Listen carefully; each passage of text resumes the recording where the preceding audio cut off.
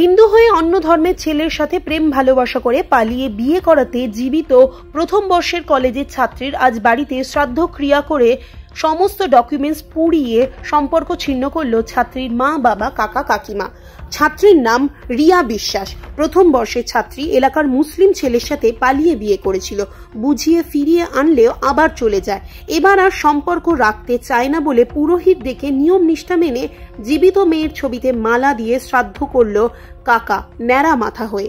বাবা টোটন বিশ্বাস কর্মসূত্রে ইসরায়েল রয়েছে, সেখানে যুদ্ধ পরিস্থিতিতে বাড়ি ফিরতে পারছে না এই মুহূর্তে।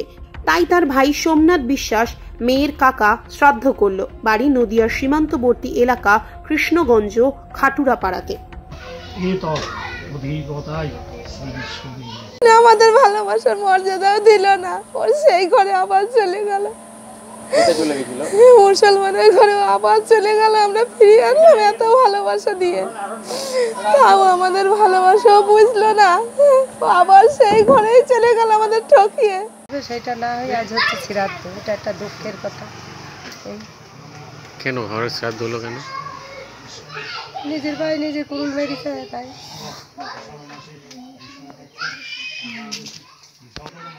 ওদের মনে অনুরাগ হয়েছে, ওই ওতে গিয়েছে বলে। কেন বাবা কোথায়? বাবা বাইরে আছে। তো হঠাৎ আপনার জীবিত আপনার ভাইজিকে শ্রাদ্ধ করছেন কেন? মানুষ একবার ভুল করে, দুবার তো অত ইয়ে করা যায় না বারবার। কি ভুল করেছিল?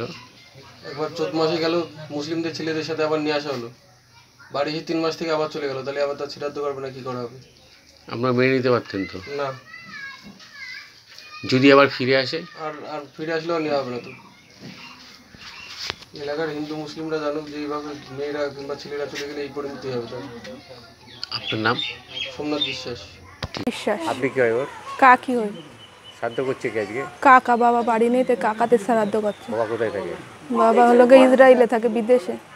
আচ্ছা, তো কেন জীবিত মানুষের শ্রাদ্ধ হচ্ছে কেন? জীবিত মানুষের শ্রাদ্ধ হচ্ছে কারণ ও মুসলিমদের সাথে চলে গিয়েছে, সেই জন্য মনের অনুরাগে সেই জন্য শ্রাদ্ধ হচ্ছে। ওকে আমরা নিয়ে এসেছিলাম, ওকে আমরা অনেক বুঝাইছি, বুঝানোর পরেও ও আমাদের মারিনি, সেই জন্যই ওরা আমরা শ্রাদ্ধ করছি, আবার চলে গিয়েছে। আপনারা মেনে নিতে পারতেন না, মুসলিমদের কোনো মেনে নেওয়া যায়? আমরা এক ধর্ম, ওরা এক ধর্ম। যদি আবার ফিরে আসে? আমরা নেব না তোকে, ফিরে না আসার জন্যই তো আমরা শ্রাদ্ধটা করছি, আমরা কোনোদিন ওকে মেনে নেব না তো। আপনার নাম? আমার নাম টুম্পা বিশ্বাস।